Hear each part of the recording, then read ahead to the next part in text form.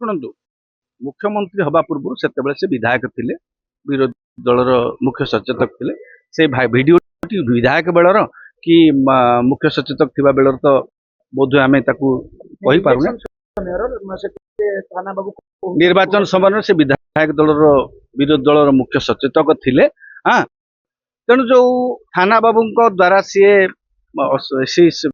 ଆକ୍ରୋଶର ଶିକାର ହେଇଥିଲେ, ସେ ଥାନା ବାବୁ ଏବେ ବି ଥାନା ବାବୁ କୋଉଠି ଥିବେ।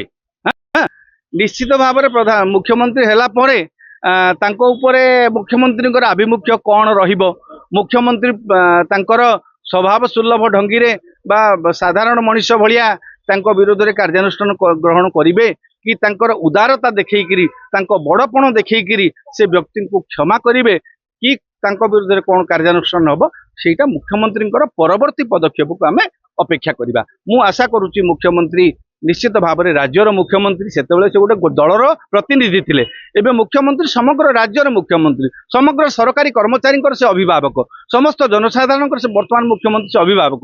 ତେଣୁ ସିଏ ଜଣେ ଅଭିଭାବକ, ଘରର ମୁରବୀ ଭାବରେ ଯାହା ଉଚିତ। LIT Luxury Institute of Technology.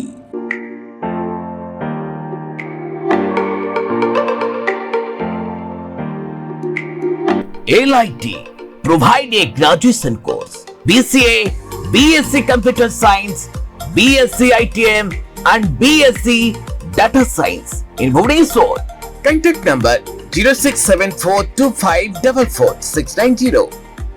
LIT Luxury Institute of Technology.